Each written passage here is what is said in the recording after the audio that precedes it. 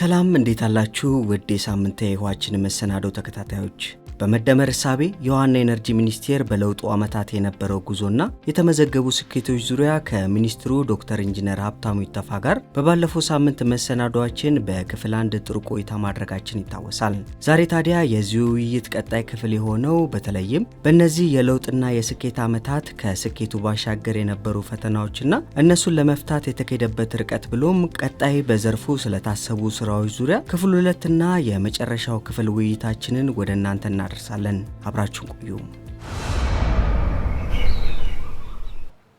እንግዲህ በእነዚህ ሁሉ የስኬት ዓመታቶች ቻሌንጆች ደግሞ አሉ። ምን ፈተናችሁ በእነዚህ ዓመታት? በጣም ብዙ ነው። አሁን ባለፉት 4 ዓመታት በተለይ ብናነሳ አንዱና ክሪቲካል የነበረው በሰሜኑ የነበረው ጦርነት ኢትዮጵያ ላይ ትልቅ ችግር ፈጥሯል። ትልቅ የራሱ አስተዋጽኦ አበርክቷል። ብዙ ዘርፍ ወደ ኢትዮጵያ ከመጣን ወደ ውሃ ከመጣን ሁለት ጉዳዮች ያጋጥሙናል። አንደኛው የነበረው የውሃ ተቋማት ወድመዋል። በአንድም በሌላ መንገድ ወይ ፓምፖች ይሰረቃሉ፣ ወይ ፓምፖች ወድመዋል፣ ወይ ሪዘርቫየር ተመትተዋል፣ ወይ ቧንቧ ተቆርጠዋል። በጣም ቪክቲም የነበረው ተቋም አንዱ የውሃ ሴክተሩ ነው። ምክንያቱም በየትኛውም የውጊያ ሜዳ ከየትም ወገን ይሁን ከየትኛው ወገን ተዋጊው ኃይል ውሃ ወዳለበት አቅጣጫ ነው የሚያስበው። ያንን ከዛ ለማምጣት ሲባል ውሃውን ነው የሚጎዱት። በጣም ትልቅ ዋጋ ከፍለው ተቋም አንዱ ይሄንን በደንብ እናየዋለን። በትግራይ፣ በአማራ፣ በአፋር፣ በኦሮሚያ ብዙ ቦታ ቀላል አይደለም ይሄ ጉዳይ ማለት ነው። አንዱ ይሄ ነው። ሁለተኛው ጉዳይ በትልቁ ነው ማንሳሌ ጨምርባለሁ፣ ሌሎቹንም ጨምርበታለሁ። ሌሎቹንም በኋላ ህዳሴ ላይ ሲያጋጥመን የነበረው ዓለም አቀፍ ቻሌንጅ ነው። የታችኛው ወገኖቻችን በተለይ ግብጽ ስፔሲፊካሊ ኢትዮጵያን ስም በማጠልሸት ህዳሴ ግድብ እነሱ እንደሚጎዳ አድርጎ በመቅረጽ የምዕራቡን ዓለም ሚዲያ ግራ በማጋባት ኢትዮጵያ ሌላውን ለመጉዳት እንደምትሰራ ተደርጎ የተቀረጸው ትርክት ኢትዮጵያን በብዙ መንገድ ዋጋ አስከፍሎናል። የልማት አጋሮች እንዳይደግፉ ተደርጓል። አበዳሪ ሀገራት ኢትዮጵያን በጥያቄ ምልክት እንዲያዩ አድርጓታል። ሶስተኛ ጉዳይና በኢትዮጵያ ደረጃ የምታየው የማስፈጸም አቅም ነው። ተቋራጮቻችን፣ አማካሪዎቻችን፣ ኢቭን ክልል መንግስታት ጭምር እንዴት አድርገን ሲያጋጥሙ የነበሩ ችግሮችን እኩል በመሄድ ላይ እኩል አልነበርንም። አንዳንዱ እግር ይጎትታል፣ አንዳንዱ ከልቡ ሰርቶ ከፊት ለፊት ይሄዳል። እነዚህ በሙሉ ተደማምረው ካየ ሶስቱ ዋና ፒላሮች ቻሌንጆቻችን ናቸው ማለት ነው። እንዴት ተወጣችሁ ካልከኝ እነዚህ ቤዚክ በሌነኛ ቅድም ኢትዮጵያ ለዘመናት ኢንቨስት አድርግባቸው የነበሩ የመጠጥ ውሃ ፕሮጀክቶች በዚህ ጦርነት ሲወድሙ እሱም መልሶ መተካት መንግስት ትልቅ ኢኒሼቲቭ ነው የወሰደው። ሪሃቢሊቴሽን በጦርነት የተጎዱ አካባቢዎችን በልዩ ሁኔታ የሪሃቢሊቴት ማድረግ የመጠገን ስራ በፓምፕ በማቅረብ ፓይፖቹ እንዲገኙ መዘርጋት፣ ጄኔሬተር በማቅረብ መብራት በማገናኘት ትልቅ ስራ ሰርተናል። ስለዚህ ወደ ነበረበት መልሰናል ማለት ነው። ሬስቶሬሽን ነው እሱ። ሁለተኛው ከህዳሴ ግድብ ጋር በነበረው የዓለም አቀፍ ጫናና የግብጽ ወገኖቻችን የሚያደርጉብን አሉባልታ በሙሉ እጅግ በተሳካ ዲፕሎማሲያዊ መንገድ መፍታት ተችሏል። ህዳሴ ግድብ ህዳሴ እንዳይሆን በአንድም በሌላ መንገድ ሰሩበት የነበረው መንገድ ህዳሴ ሲሞላ በጋራ እንስማማ፣ አስገዳጅ ህግ መኖር አለበት የሚል ቋንቋ ነበራቸው። ትልቁ ስኬታማ የሆነው ዲፕሎማሲ ጥረታችን ሶስቱም ሀገሮች በጋራ የፈረሟቸው ዲኦፒ 215 የሚባል ስምምነት ህዳሴ ግድብን ሳያስቆም የተገነባ መነጋገር ይቻላል የሚለውን በአንቀጽ በመግባቱ ህዳሴን አንድም ቀን ሳናቆም ሙሌቱንም ማንንም በረከት ሳንጠይቅ በእኛ አቅም በቻለው ልክ ህዳሴን እየሞላ ማንንም ሳንጎዳ ስኬታማ በሆነ መንገድ ህዳሴን ወልተን ጨርሰን ከሱ ወጣን ማለት ነው። በወቅቱ ህዳሴ ሌሎቹን ለመጉዳት የሚሰራ ነው ተብሎ የነበረውን ፕሮፓጋንዳ እንደማይጎዳቸው እየተነገራቸው ነበር። አሁን ህዳሴ ተመርቆ ሙሉ በሙሉ ላይ ካለው ደግሞ ካየን እንኳን መጉዳት ከማንም በላይ ተጠቃሚ አድርጓቸዋል። የመጣባቸውን የጎርፍ ችግር አድኗቸዋል። ሱዳኖች አፋቸው ሞልቶ ሊያመሰግኑን ሲገባን ኮምፕሌን ማድረግ የለባቸውም። በዚህ እናውቀዋለን እኮ ከህዳሴ በፊት በየዓመቱ ካርቱም የዓለም ዜና ነበረች። ክረምት ሰው ተጎዳ፣ አለቁ፣ እንደዚህ ሆነ፣ እርዳታ ያስፈልጋል። ሳንቲና እናቅመው ዝናብ ሳይዘንብ ቀርቶ አይደለም። እንዲያውም ይብሳል ትሬንዱ ብናይ ዝናብ መጥቶ ህዳሴው መኖሩ እነሱ መታደግ ይችላል። በጋ ላይ የነበረው የውሃ እጥረት ዛሬ በ3 በ4 እጅ ከፍ ብሎላቸው አሉ ማለት ነው። ይሄንን ችግሮቹ ፈተን እነሱም ተጠቃሚ ማድረግ ችለናል። ውስጣችን ያለው ሌላው ተግዳሮት የማስፈጸም አቅም ነው። ቅድም ያልኩ ኮንሳልታንቶቻችን፣ ተቋራጮቻችን፣ መሀንዲሶቻችን፣ ተቋሞቻችን፣ የክልል ውሃ ቢሮዎች በሙሉ እዛ አካባቢ ደግሞ በስልጠና በሚያገኙት ብቃት ልክ እያገዝን እየደገፍን በገንዘብም በትሬኒንግም እያገዝናቸው ብዙ ስራዎች መስራት ችለናል ማለት ነው። ትምህርት አግኝተንበታል፣ ውጤትም አስመዝግበናል። እነዚህን ቻሌንጆች ግን ወደ ኋላ ወስደ ካየ በማንኛውም ጊዜ በኢትዮጵያ ታሪክ ነገስታት ወይም መንግስታትን አጋጥሞ አያውቅም። ቅድም ያልኩ በሰው ሰራሽ ችግር ያጋጠመ ዓለም አቀፍ ጉዳይ የኮቪድ ጉዳይ ካየ አሁንም ጭምር ዓለም አቀፍ ነው ያጋጠመን ያለው ከነዳጅ ጋር በተገናኘው ጉዳይ በምስራቅ ኢትዮጵያ አካባቢ ያንበጣ መንጋ መነሳት፣ እነዚህን ከደመርክ ኢትዮጵያ ውስጥ ትልቁ ቻሌንጅ በአንድ ጊዜ የመጣበት በዚህ ቻሌንጅ ውስጥ ሆነ ቆሜ የሚገርም ውጤቶች ያስመዘገብንበት በሁሉም ሴክተር በእኔ ሴክተር ብቻ አይደለም። ባለፉት ዓመታት ሴክተር የመጣው በግብርና ተአምሮ ነዋል። የምግብ ሉዓላዊነት የሚለው ቃል ተግባራዊ ሆኖ ኢትዮጵያ በዓለም ፊት መስክራለች። የአረንጓዴ አሻራ መርሃ ግብር ኢትዮጵያን ማልበስ ለነገ ትውልድ መስራት የሚለው ኮንሰፕት በሙሉ መሬት ረክሶ ዛሬ ከ48 ቢሊዮን ችግኝ በላይ ኢትዮጵያ ተክላ ማሳየት ቻሌንጆቹ ያሉ ነው። ተርፎን አይደለም መረዳዳት ባህላችን ነው። የክረምት በጎ አድራጎት ፕሮግራም ተብሎ በሁሉም ሴክተር መስሪያ ቤት በፌዴራል ደረጃ በሁሉም ደረጃ ሰዎች መተጋገዝ ጀመሩት። አዲስ አበባ ላይ ይታወቃል። ሰዎች ልጆቻቸው እንኳን ለምሳ መቋጠሪያ የሚቸገሩበት ቤተሰቦች አሉ። ዛሬ አዲስ አበባ ማህበረሰብ ለልጆቹ ምሳ ምን ይበላሉ ምን ይሆናሉ ብሎ የሚያስብበት ጊዜ አይደለም። እውነት ነው። ፋክት ነው። ይሄ ሀቅ ነው። የምናገረው ሰው ቤት ውስጥ አለ። አንዳንዱ ዝም ብሎ ከስክሪን ጀርባ ተደብቆ እንደሚያወራው አይደለም።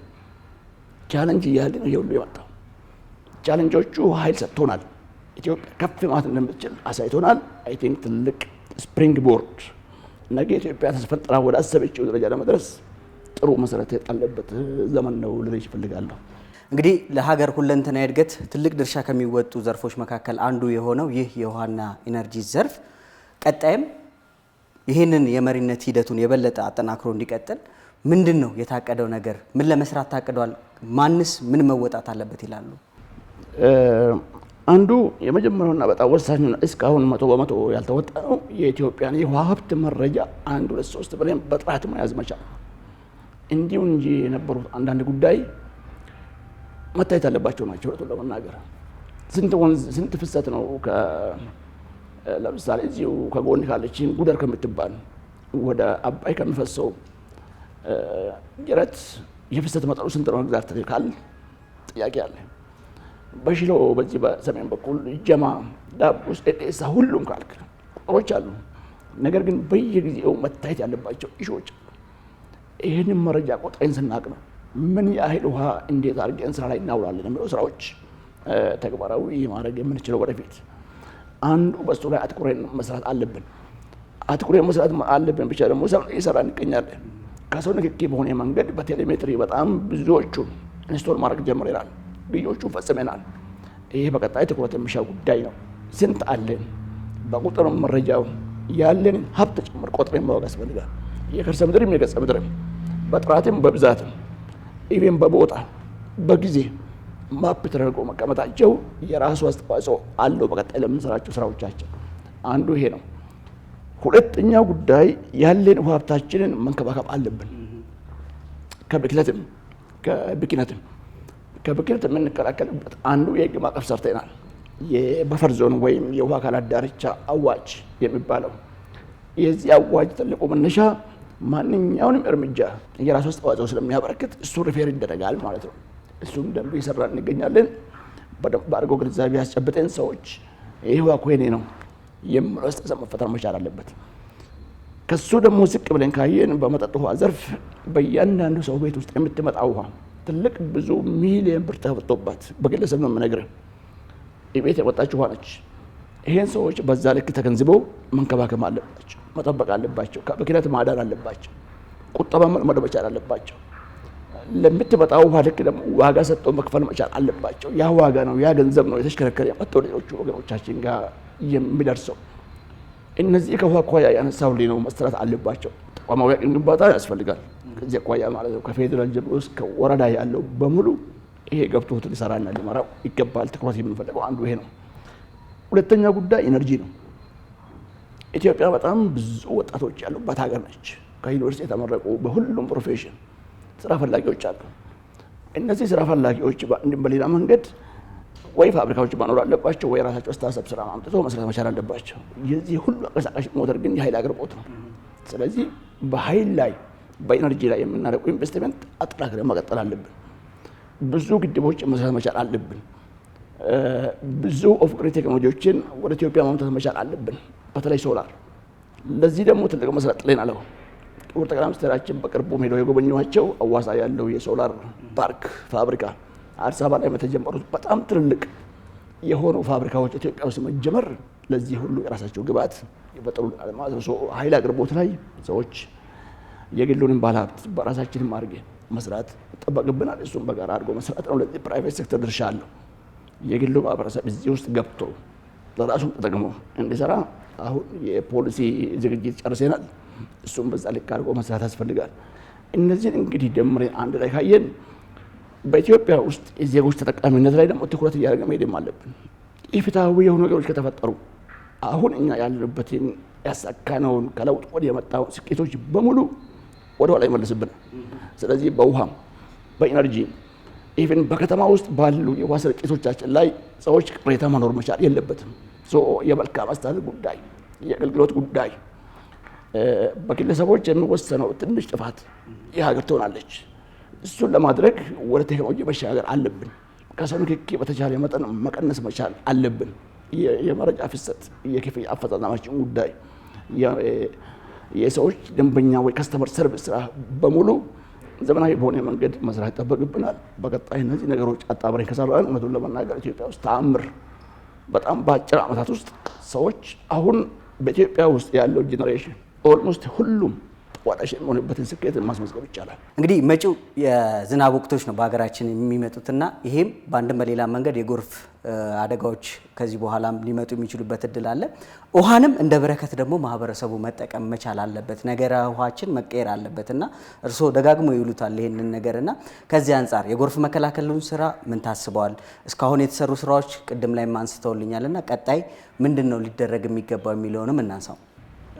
ጎርፍ ላይ ሁለት ስራዎች ነው የምንሰራው። አንዱም በዚህ አጋጣሚ ማስተላለፍ እፈልጋለሁ። የመጀመሪያው ጉዳይ ጥንቃቄ ነው። ቅድመ ማስጠንቀቂያ ዝናብ ይመጣል ብሎ ትንቢት እኛ ከዚህ ስተነበይና መረጃ ሲተላለፍ ሰው ከወንዝ አካባቢ ራቅ ማለት መቻል አለበት። በተለይ አርብቶ አደር አካባቢ የሆኑ ሰዎቻችን ወደ ወንዝ ጠጋ ብሎ ማረፍ የሚፈልጉት ቤቶቻቸውን ቀላል ነው። ይሄ በጣም ጥንቃቄ ይፈልጋል ማለት ነው። የመጀመሪያው ጉዳይ ይሄን ነው እኛ ሰፖርት የምናደርግ። ቅድመ ማስጠንቀቂያ ሰው ራሱን ይጠብቅ፣ ከብቶቹን ይጠብቅ፣ ማሳውን ይጠብቅ። ዝናብ አለ ከተባለ ጥንቃቄ እንዲደረግ ማድረግ አስፈላጊነት አለው። ጀምረናል ይሄንን ማድረግ። ሁለተኛው የወንዝ አመራር ስራዎች እየሰራን እንገኛለን። በተቻለ መጠን ፈጣሪ አምጣው እንጂ ትልቅ ጎርፍ ካልመጣ አደጋ እንዳይደርስ አድርገን እየሰራን እንገኛለን ማለት ነው። ዳይኮች እየሰራን ነው። ወሳኝ በሆኑ ወንዞች ለምሳሌ አርባ ምንጭ ላይ ኩልፎ የሚባለው ወንዝ ባለፈው ትልቅ አደጋ ደርሷል። አደጋ ላይ ክረምት ላይ ደግሞ አሁን ዝናብ ከመጣና ከዛ የመጣው ደለል አርባ ምንጭ ከተማን ለአደጋ እንዳያጋልጥ ማሽን አስገብተናል። ያን ደለል እያወጣን ችግሮቹን እዛ መቀነስ። አዋሽ ላይ ዘላቂ ስራ ለመስራት አስበናል ብቻ ሳይሆን በጀት ይዘናል። ጥናቶች አልቋል። ከአሚባራ አካባቢ ግራና ቀኝ ትልቅ ግድቦች እንሰራለን። እነዛ ትልቅ ግድቦች ውሃ ፈሶ ግራና ቀኝ ሰዎችን አደጋ ሳያደርስ በሰላም ጉልቶ እንዲቀጥል ሰዎች በሰላም መኖር እንዲችሉ የሚያስችል ስራዎች እየሰራን እንገኛለን። በኦሞ ግቤም በሪፍት ቫሊም በሁሉም ወንዞቻችን አደጋ ያለባቸው ቦታ ላይ ለይተን ስራዎች ጀምረናል ማለት ነው። እነዚህ እንግዲህ አንዳንዶቹ ጊዜ ይወስዳሉ። አሁን የአዋሽ ባለፉት 2 ዓመታት ከሰራናቸው ትልቁ ስኬታማ ስራዎች በላይኛው፣ መካከለኛው፣ በታችኛው አዋሽ ሰራናቸው ዳይኮችን ሰርተናል። እነዛ ዳይኮች ለተወሰነ ዓመት ያገለግላሉ ብለን እናምናለን። ትልቁ ግን አሁን በቀጣይ የምንሰራው 3 ዓመት የሚወስደው ግድብ ጎርፍ መሆኑ ብቻ ሳይሆን በረከት እንዲሆን ያደርጋል። ውሃውን ሰዎች መጠቀም እንዲችሉ ያደርጋል። እሱም በዛ ልክ ሰዎች መዘጋጀት አለባቸው። ከሁሉ በላይ ግን ከኛ የሚጠበቀው ቀደም ብሎ የሚሰጠን ማስጠንቀቂያ ላይ ሰዎች መከታተል አለባቸው። ዘመኑ ሶሻል ሚዲያ ነው። ፌስቡክ ላይ ዩቲዩብ ላይ እንለቃለን። በእኛም በሜትሮሎጂ ዌብሳይት ላይ ይህን ሰዎች ማየት አለባቸው። ዝናብ ይመጣል ወይስ አይመጣም፣ ወይስ ዝቅተኛ ዝናብ ነው የሚመጣው የሚለውንም ጭምር የሚያስፈልጉ መረጃዎች በአግባቡ መረዳት ያስፈልጋል። እንደ መንግስትና እንደ ሀገር ደግሞ የጀመርናቸው አነስተኛም ቢሆን የወንዝ ጠረጋ ወይም ደግሞ ሪቨር ትሬኒንግ የሚባሉ ስራዎችን የምንሰራቸው ይሆናል ማለት ነው። ነገረ ውሃችን በመጨረሻ ያክል ላይ እናንሳው። ማህበረሰቡ ውሃ ሲዘንብ ቆጥቦ ይዞ አሁን ግድቤ በደረጃ እንደተጀመረው ሁሉ እሱን በማጠናከር በቀላሉ ይህንን በመተግበር ምንድነው ማድረግ ያለበት? መጨረሻ ላይ የሚያስተላልፉት መልእክት እናንሳና እናጠናክር። መጨረሻ ላይ የማስተላልፈው አንድ እኛ ማህበረሰብ ማየት ያለበትና ማመንም ያለበት ለዘመናት ኢትዮጵያ ሰዎች እኛን የሚያውቁን በድርቅ በረሃብ በማይሆን ነገሮች እንታወቅ ነበር። እሱን ነገር ታሪክ ማድረግ ጀምረናል። በተሰጠው በሳል አመራር በፈጣሪ እርዳታ ባለፉት 7 ዓመታት ለዛ ትልቁ ድርሻ የወሰደው ውሃ ነው። የስንዴ ልማትና በምግብ ሉዓላዊነት ዛሬ በኩራት የምናወራው ውሃ መኖር ስለነበረበት ነው። መስኖ ስለተሰራ ነው። ህዳሴ ግድብ ዓለም ላይ ሰዎች ስለ ኢትዮጵያ የሚያወሩበት አጀንዳ የተፈጠረው ውሃ ስላለ ነው ባይሉ አናስበው። ይህ ውሃ ደግሞ ዝም ብሎ እንደዚሁ በተፈጥሮ ተቀመጠ ሳይሆን መንከባከብ ይፈልጋል። ሊጠፋ ይችላል፣ ሊደርቅ ይችላል። ይሄ እንዳይሆን ሰዎች በተፋሰስ ላይ ልማት ማከናወን ያስፈልጋል። እንደተለመደው በየዓመቱ የምናደርገው አረንጓዴ አሻራ መርሃ ግብራችን እንዳለ ሆኖ ምን ያህል ተፋሰስ ላይ የምናደርገው ልማት ለነገ ትውልድ ላይ ወሳኝ መሆኑን ማወቅ አንዱ ትልቁ ስራ ነው ማለት ነው። አካባቢ ላይ የሚደረጉ የተፋሰስ ልማቶች ላይ መሳተፍ፣ ማገዝ፣ ችግኝ መትከል፣ እርከን መስራት፣ ወንዞች በቆሻሻ እንዳይደፈኑ ቆሻሻ ወደ ወንዝ አለመጣል፣ ቱቦዎች እንዳይዘጉ አለማድረግ። አንዳንዴ ያሳዝናል። ሰው ቆሻሻ ውሃ ውስጥ ይቀጣል። ያ ውሃ ነው ተመልሶ ጎርፍ ነው አደጋ እያመጣ ያለው በየቦታው ማለት ነው። ይሄ እንዳይሆን ሰዎች መጠንቀቅ አለባቸው። ሁለተኛ ጉዳይ ቤታችን የምናገኛት የመጠጥ ውሃ ዝም ብሎ በቀላሉ የመጣ አይደለም። በዚህች የምታክል ውሃ የሚመጣው ዝም ብሎ እንደዚህ በቀላሉ የምናቀላል ሳይሆን ከጉድጓድ ወጥቶ ወይ ከወንዝ ጠልፎ ተጣርቶ እስከሚመጣ ድረስ በቢሊዮን ገንዘብ ፈሶበት ነው። ስለዚህ በዛው ልክ የወጣበት ገንዘብ ትልቅ መሆኑን እኛ የምንከፍለው ገንዘብ አይደለም፣ የምንከፍለው ገንዘብ ነፃ ነው ማለት ይቻላል። ለዛ ነው ነፃ ነገር ብዙ ጊዜ ሰው ቀለል አድርጎ የሚያየው፣ ርካሽ አድርጎ የሚያየው። እንደዛ አይደለም ውሃ የመጣው ብዙ ቢሊዮን የመጣውን ውሃ ሰዎች መንከባከብ መጠበቅ ያስፈልጋል። ከተንከባከብ ከጠበቅ ከኛም ከልጆቻችን ለጎረቤቶቻችን ይሆናል። አንዳንድ ከተማ ውስጥ ቧንቧ እየፈነዳ ሰው ዝም ብሎ አይቶ ይላል። የኔነት ልሰማን ይገባል። ለምንድን ነው ጥቆማ የማይሰጡት? ለምንድን ነው ለውሃ ፍሳሽ ሰዎች የማይነገረው? አለ ፕላትፎርም፣ ስልኮች አሉ፣ ፌስቡክ ሳይቶች አሉ፣ ሎኬሽኑ ጥቆማ የሚያደርጉባቸው ቦታ። ያ በየሰፈሩ የምናየው ወደ ቧንቧ ከቧንቧ የምትወጣ ውሃ መውጣቱ ብቻ አይደለም፣ ቆሻሻም የገባበት ነው ከጎኑ። እሱ ነው እየገባ ሰዎችን በሽተኛ የሚያደርገው፣ ሆድ ብዙ ነገር የሚያመጣ። ይህን በጋራ መጠበቅ መንከባከብ ያስፈልጋል። ይሄን አይ ቲንክ ማድረግ ከቻልን ኢንተርቴን እያደረግን ፈጣሪ በሚሰጠን እድሜ ሁሉ ደግሞ ሰው ኢንጆይ እያደረገ ማሳለፍ ይቻላል ማለት ነው። ጥያቄዎችን ጨርሻለሁ። ቀረ ብናነሳው አላነሳ ነው የሚሉት ሀሳብ ካለ እናንሳ ዶክተር። አመሰግናለሁ። ብዙ አንስተናል። በጣም አመሰግናለሁ። ታንኪዩ። ወደ ተመልካቾቻችን ሳምንታዊ የውሃችን መሰናዶ ስትከታተሉ ቆይታ አደረጋችሁ። እንግዲህ ባለፉት 2 ሳምንታት በተከታታይ በለውጡ ዓመታት በተለይ በውሃና ኢነርጂ ዘርፉ እንዳጠቃላይ እንደ ሚኒስቴር መስሪያ ቤት በ3ቱም ዘርፎች የተገኙ ውጤቶችን አነሳን። ከዛም በኋላ ደግሞ በተለይ በጎርፍም በተቋማዊ ሪፎርምም እንደዚሁም በሌሎች ጉዳዮች ላይ ሰፊ ውይይቶችን አደረግን። ጥሩ ግንዛቤ እንዳገኛችሁበት እምነታችን ነው። ሳምንት በሌላ መሰናዶ እንጠብቃችኋለን። እስከ ሳምንት ቸር ቆዩ። ጤና ይስጥልን።